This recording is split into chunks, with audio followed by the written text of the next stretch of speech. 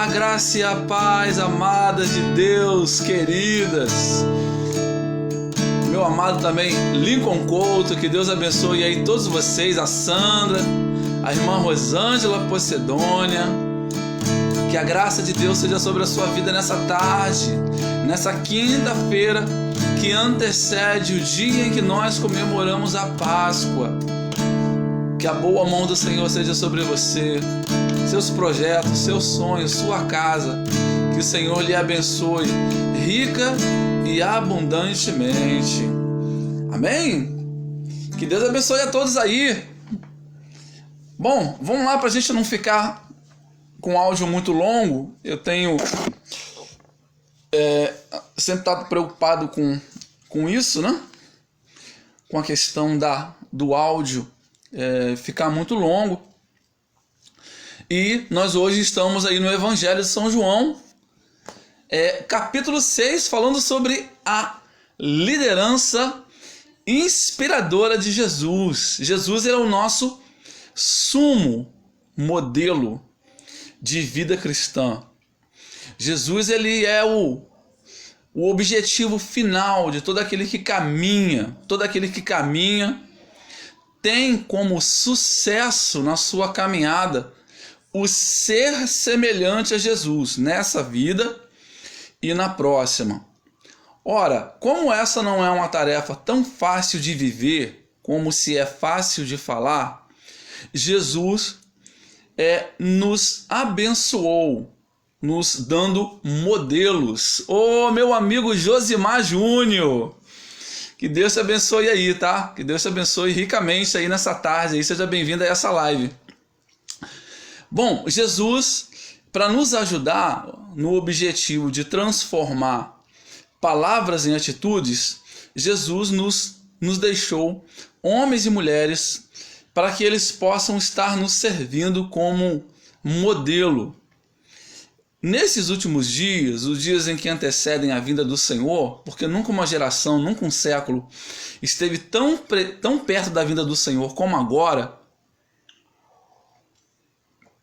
nesses últimos dias, é muito bom nós olharmos os sinais que indicam se uma coisa é verdadeira ou se uma coisa é xing-ling, se uma coisa é autêntica ou se uma coisa é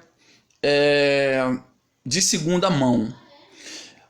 Como eu olho para a vida de uma pessoa e eu sei que ela é da parte de Deus? É porque todas as pessoas que são da parte de Deus, elas não têm medo de assumir responsabilidades. Né? Eu sei, meu querido, minha querida, né? Alguns amigos aqui já devem ter visto ou ouvido falar de mau testemunho de líderes, mau testemunho de pastores, mau testemunho de crentes. Né? Isso acontece porque, em parte, nós somos seres humanos buscando a perfeição. Mas como no meio dos discursos descobrir que uma coisa é verdadeira? Todo aquele que é nascido de Deus, todo aquele que ama Jesus, todo aquele que quer viver e agradar Jesus, ele não tem medo de se dar como exemplo. O apóstolo São Paulo, nas suas cartas, vai dizer: sede meus imitadores, assim como eu também o sou de Cristo. Nesses últimos dias, se você encontrar pseudo-líderes, homens e mulheres que se dizem líderes, e se eles disserem para você não olhar para eles e olhar para Jesus, pode correr que é furada. Porque o verdadeiro crente, ele não tem medo de se dar como exemplo. Sabe, quando um pastor sobe no altar para pregar e ele já começa dizendo para não olhar para ele e olhar para Jesus, eu já sei que boa coisa não vai vir depois disso. Porque todo aquele que é nascido de Deus, ele sabe, porque o Espírito Santo testifica no seu coração que ele, mais do que todos, precisa se dar como exemplo para que outras pessoas conheçam Jesus. E hoje o capítulo 6 de João fala sobre essa verdade também, porque a característica da inspiradora liderança de Jesus no Evangelho de São João, marcado hoje no capítulo 6, é sobre Jesus é o líder que alimenta. Ora, seguindo o nosso roteiro, é sempre bom a gente dar aquela palavra introdutória, como eu tenho sempre feito. O Evangelho de João é um evangelho que tem o objetivo de ajudar os seus leitores a formular um pensamento correto e a formular um pensamento concreto. João, ele é tão didático na sua missão de nos fazer crer que Jesus é a salvação, que ele vai abusar, ele vai usar com abundância de figuras que vão nos ajudar a construir uma constelação de signos. Eu tenho escrito no meu blog uma série de comentários chamados O Verdadeiro Signo Divino. Aliás, amanhã tem devocional novo no meu blog. Amanhã não, dia 12 tem devocional novo no meu blog. E dia 14 tem o 4º comentário dessa série sobre verdadeiro signo divino. Pastor, o que é signo? Eu sou de Sagitário, você é de Câncer, o outro é de Libra? Não, não é isso. Signo é quando você oferece a alguém um símbolo que vai facilitar o entendimento da compreensão. Signos podem ser visuais, signos podem ser marcações verticais, marcações horizontais, e signos também podem ser sonoros. Por exemplo, eu vou dar exemplo para você de um signo sonoro. Se eu fizer esse som, eu queria que você escrevesse aí qual foi o som que eu fiz. Se você sabe qual é o animal que faz isso, você então identificou o signo sonoro. Qual o signo sonoro que eu fiz agora? Se eu fizer assim, miau, miau, miau, você sabe qual foi o signo sonoro que eu fiz agora? Signo é quando você cria um sistema de símbolos, sejam eles visuais ou sonoros, para ajudar as pessoas na compreensão de uma verdade que é importante para a vida delas. Geralmente você vê muitos signos quando você está na estrada. Geralmente as marcações de estrada são placas. A gente chama na nossa cultura de placa, ou a gente pode chamar subjetivamente de signo.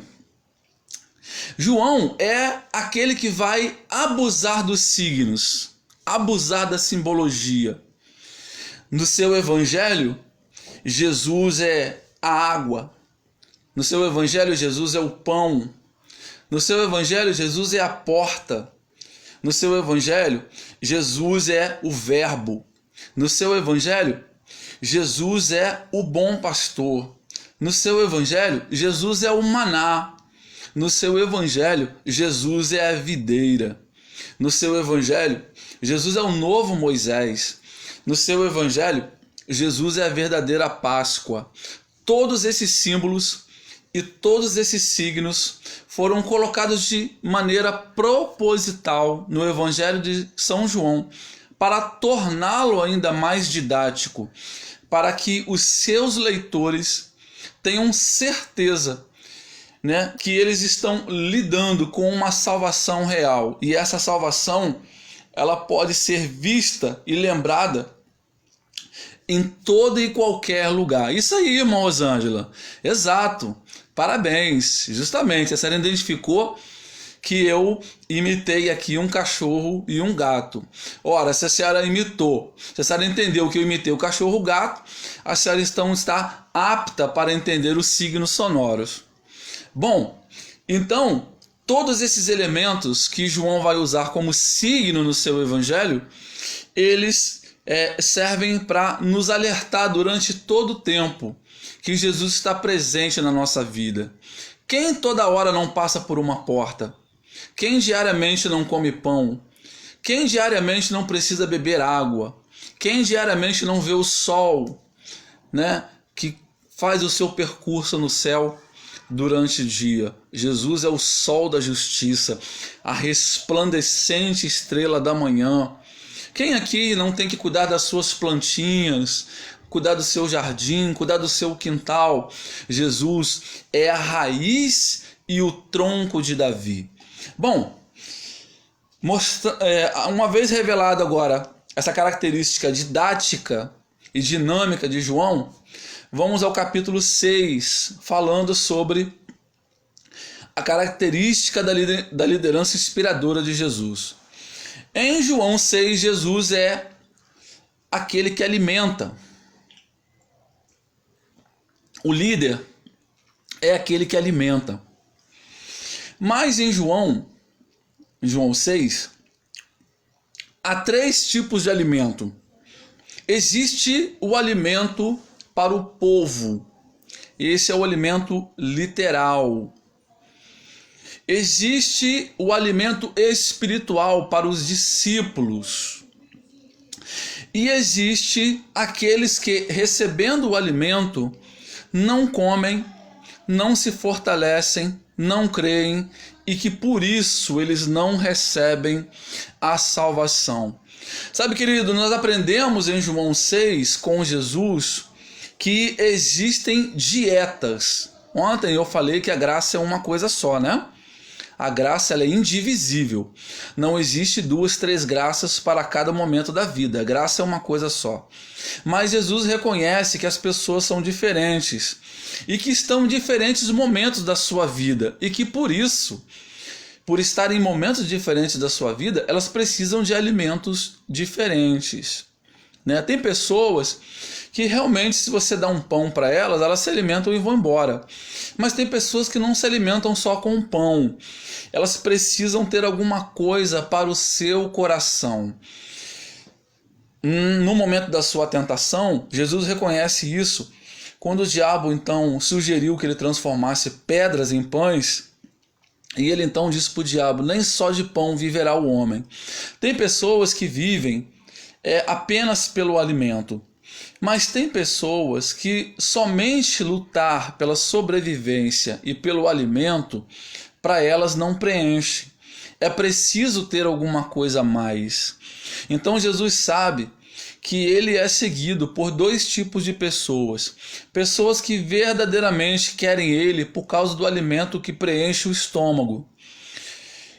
E Jesus sabe que tem pessoas que seguem ele porque tem pessoas que querem um alimento que preenche o coração. Nenhum dos 2 grupos está errado. O grupo que quer ter o seu estômago alimentado precisa entender que precisa alimentar o seu coração. E o grupo que quer o seu coração alimentado precisa entender que precisa alimentar o seu estômago. Na igreja tem gente que é muito cética e na igreja tem gente que é espiritual demais. E ser qualquer coisa em exagero nunca é bom, nunca é saudável e sempre é a oportunidade perfeita que o diabo encontra para levar os crentes a... Então o primeiro ambiente de João 6, como nós temos mostrado essa característica aqui sempre nesse evangelho, sempre é nos relatado do... Então, primeiramente tinha Jesus alimentando uma multidão, né, do lado de uma das margens do lago de Tiberíades. Depois, Jesus vai para o monte orar, manda os seus discípulos atravessarem de barco para o outro lado. E aí, nesse momento da travessia do barco, há um milagre, porque de repente surge uma tempestade de madrugada. E o barco então começa a ser açoitado pela força do vento, pela força do mar. Quando de repente então eles veem aquele homem caminhando sobre as águas. Esse homem é Jesus. Jesus vai fazer 2 milagres. Um é bem evidente e o outro tem passado despercebido para olhos e corações não treinados. Porque a Bíblia vai falar para nós que Jesus então acalma a tempestade. Mas quando Jesus entra no barco, João vai dizer para nós, porque ele foi testemunha ocular disso, que o barco ele sofre ele foi arrebatado e João vai nos dizer então, se você for fazer uma leitura no versículo 21, vai dizer para nós então que assim que ele o barco imediatamente chegou ao seu destino. Foi assim um arrebatamento, né? Isso já tinha acontecido algumas vezes, aconteceu com Filipe no livro de Atos, né, se eu não me engano, no capítulo 8, onde Filipe é arrebatado. Aquele barco, ele estava no meio do lago, no meio do mar. Quando Jesus entra no barco, João percebe que há uma espécie de arrebatamento. A gente sempre vê Jesus acalmando a tempestade. Na verdade, são dois milagres.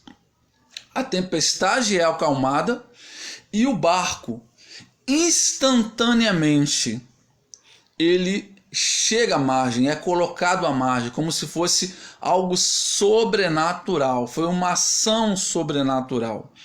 Né? Não foi assim que o barco, eles correram e ligaram o motor. Não, foi uma ação sobrenatural. Eles gastaram muito tempo da madrugada lutando contra as ondas.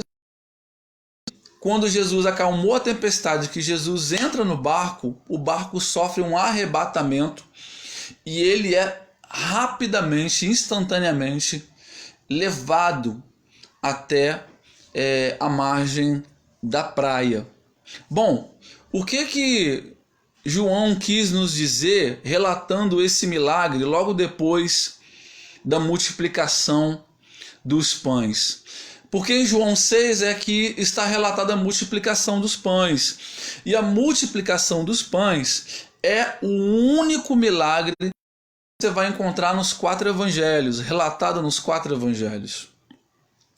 É o único milagre que você vai encontrar relatado nos 4 evangelhos. Dos pães, João vai nos contar dessa ação sobrenatural sobre as águas. O que João está querendo dizer para nós? É que ele é o Senhor que acalma a tempestade na água, né? No mar.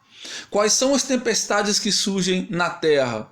Guerra, conflitos, fomes, pragas, pestes, epidemias, pandemias, né? Essas são as tempestades terrestres. Guerras, doenças, conflitos, fome, pobreza. Pois é, irmãos Ângela, às vezes quando o tempo muda, né, a minha internet ela fica assim, ela começa a falhar. Pessoal aí que está me ouvindo, dá um okzinho aí para mim, um coraçãozinho aí, para eu ter certeza que você está me ouvindo aí, por favor. Então, essa é a característica, né? Jesus vai primeiramente alimentar pessoas comuns. Na nossa caminhada a gente tem que saber que alguns tipos de alimento não são para todo mundo, né? E aí Jesus vai alimentar pessoas comuns. Depois que ele vai para o outro lado, ele começa a liberar um outro tipo de alimento, o alimento espiritual. Tem um tipo de alimento que você não pode dar para todo mundo, e tem um tipo de alimento que a gente chama na igreja de alimento sólido, que você só pode dar para as pessoas que já estão caminhando um tempo, que já receberam um tempo de ensino. Se bem que essa observância da igreja hoje, ela caiu por terra porque o YouTube atrapalha muito esse momento, né? No YouTube você vai encontrar ensinamentos assim gratuitos para todo e qualquer tipo de pessoa. Às vezes isso atrapalha muito porque coloca os carros na frente dos bois. Mas assim, são os males menores de uma coisa que é um grande benefício na humanidade, que é a internet. Bom, o último tipo de pessoa que a gente vai encontrar, e Paulo sempre teve assim com um olhar muito atento sobre eles, é o tipo de pessoa que você alimenta, que você dá comida para o estômago, dá comida para o coração, mas não adianta nada, porque é aquelas pessoas que não querem aprender, não querem conhecer, não querem ter uma vida transformada, não querem ter uma vida espiritual, né? E ficam seguindo Jesus porque de certa maneira gostam do ambiente, gostam das pessoas, gostam da música, né? E essa é uma coisa complicada. Esse tipo de pessoa, ele é representado por Judas. Em João 6, no versículo 70 e no versículo 71, Jesus vai dizer assim: E replicou-lhes Jesus: Não vos escolhi eu em número de 12? Contudo, um de vós é diabo. Referia-se ele a Judas, filho de Simão Iscariotes, porque era quem estava para traí-lo, sendo um dos 12. Então, a liderança inspiradora de Jesus para nós é líder, nós que fomos chamados para ser a ponta da lança de Deus nesse século. Todo crente nascido de novo, todo crente nascido da água, todo crente nascido do Espírito é chamado pelo Senhor para ser ponta de lança nessa geração. Nós que somos chamados para ser como Jesus, devemos entender que o nosso coração e as nossas palavras devem ser alimento para essa geração. Porém, existem alimentos e existem pessoas. E cada pessoa quer um tipo de alimento. Porém, esteja preparado para que, liberando o alimento para as pessoas, sempre haverá um grupo de pessoas que não quer. Sempre haverá um grupo de pessoas que vai jogar fora. Sempre haverá um grupo de pessoas que vai jogar o alimento no lixo, porque o coração deles não quer, eles não querem, né? Eles não querem. Esse tipo de pessoa está representado por Judas. E olha que Judas era uma das pessoas a quem Jesus chamava de amigo, do círculo íntimo dele.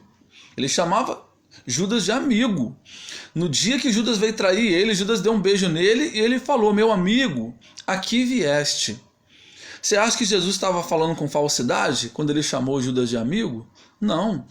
Ele realmente tinha Judas por amigo. Então, no capítulo 6, que é um capítulo riquíssimo, tá? Há muitas coisas para a gente falar sobre João 6, muitas coisas mesmo, né? E é um capítulo riquíssimo, mas a gente tem como mensagem principal que o líder é aquele que alimenta. Nós somos chamados para nós sermos alimentos nessa geração. Que as nossas palavras sejam palavras que alimentam, palavras que edificam, palavras que saciam a fome espiritual dos nossos familiares, das pessoas com quem nós trabalhamos, das pessoas que moram na nossa rua, das pessoas que moram no nosso bairro. Que sempre as nossas palavras sejam temperadas com sal, como bem nos aconselha o apóstolo São Paulo na sua carta aos Colossenses, né? Querido, seja alimento. Amanhã é Páscoa. Páscoa é um dia que nós lembramos que Jesus é o Cordeiro. O Cordeiro era aquele animal que era dividido entre as famílias, né? Na Páscoa, um cordeiro só poderia ser comido se houvesse 10 pessoas na mesa no mínimo. Então Jesus é o nosso Cordeiro Pascual, ele nos alimenta. Por isso que em Mateus 10:16 Jesus diz: eu vos envio como ovelhas em meio aos lobos. Seja prudente como as serpentes e simples como as pombas. Jesus não falou assim: eis que eu vos envio como águias em meio aos lobos. Eis que eu vos envio como leões em meio aos lobos. Não, ele diz assim: eu vos envio como ovelhas. Sabe, queridos, Jesus acertou exatamente na figura de linguagem, ovelha. Por quê? Porque leões são animais que vivem basicamente solitários, sozinhos, né? O leão alfa, ele vive sozinho. A águia vive sozinha. Jesus jamais usaria esses animais como figura cristã, porque esses animais não são gregários na sua essência, na sua natureza, né? Jesus acertou. Além do mais, nós, de tempos em tempos, somos chamados para sermos espetáculo ao mundo, para sermos alimento ao mundo. Deixa eu falar uma coisa para você não se assustar. Ante a vinda do Senhor, duas coisas muito poderosas vão acontecer antes da vinda do Senhor e que a igreja vai experimentar isso. Chama o princípio das dores. Dentro do princípio das dores, a igreja vai vivenciar um momento de uma forte perseguição. Mas é perseguição de verdade, sabe, querido? Não é o que alguns crentes fazem, alguns ímpios fazem aqui na rede social, falando mal de crente, falando mal do pastor Silas Malafaia, falando mal do Valdomiro, falando mal do Macedo. Isso não é perseguição, isso é deboche. Né? Perseguição é quando as pessoas tacarem fogo na sua casa. Perseguição é quando as pessoas tacarem pedra na sua casa. Perseguição é quando as pessoas mandarem você embora da empresa porque você é crente. Isso é perseguição. Jesus vai nos dizer que antes da igreja ser arrebatada, duas coisas poderosas vão acontecer. Primeiro, sobrevirá sobre a igreja um tempo onde todos os crentes receberão o dom do martírio. De tempos em tempos, a igreja ela recebe o dom do martírio. Aconteceu isso no primeiro século, aconteceu isso em alguns séculos isolados, e antes da vinda do Senhor, a igreja ela vai receber o privilégio de receber o dom do martírio, aonde todos os crentes serão chamados para oferecer a sua vida ao Senhor por meio do seu testemunho cristão.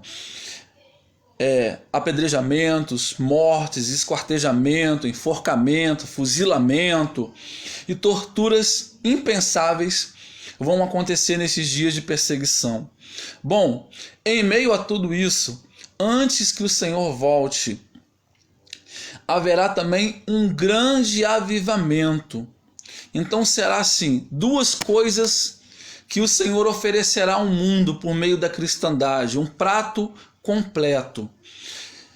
Perseguição, martírio misturado com avivamento, como foi no primeiro século. Quanto mais a igreja era perseguida, quanto mais a igreja morria, mais a igreja produzia milagres sobrenaturais. De modo que no Império Romano, quanto mais os imperadores romanos matavam os cristãos, mais a igreja crescia, porque o martírio estava misturado ao sobrenatural. Essa vai ser a marca dos dias que antecederão a vinda do Senhor. Nós vamos ser chamados mais uma vez para alimentarmos o mundo com a nossa carne e o nosso sangue, à semelhança de Jesus. Nós vamos ser chamados novamente ao martírio, mas esse martírio, ele vai produzir uma geração que vai viver milagres extraordinários. Esses milagres vão marcar a vinda de Jesus.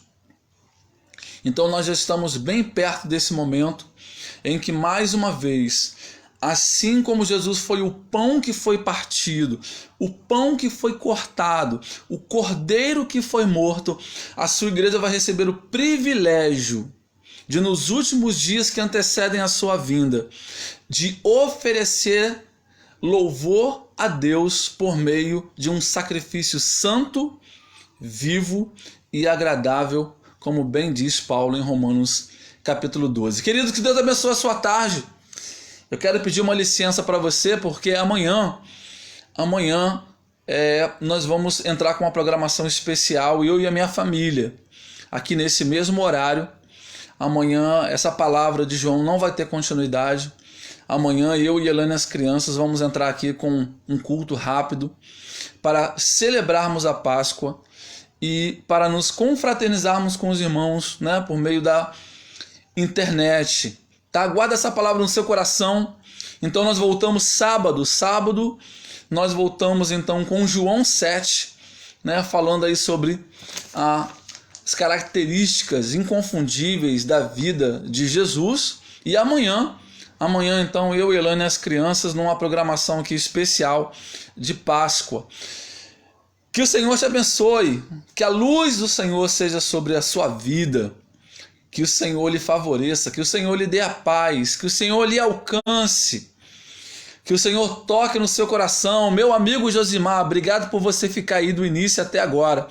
Que Deus abençoe você, que Deus abençoe a sua esposa, que Deus abençoe a sua filhinha, que Deus abençoe a sua casa, o seu trabalho, tá? Que Deus abençoe aí a sua equipe, tá? Sua equipe, que Deus te abençoe, que a luz do Senhor seja sobre a sua vida poderosamente, que o Senhor nos favoreça, que o Senhor nos abençoe, que a mão do Senhor seja sobre nós. Irmã Rosângela, a senhora é uma bênção na minha vida. Hoje eu comi o doce, tá? Muito obrigado pelo doce, tava maravilhoso. Dá aí um beijo no coração do irmão Moreira por mim, tá? Que Deus nos abençoe, queridos. Então nós voltamos amanhã com uma programação especial de Páscoa, tá? Sinta-se aí abraçado. Até amanhã às 5 horas.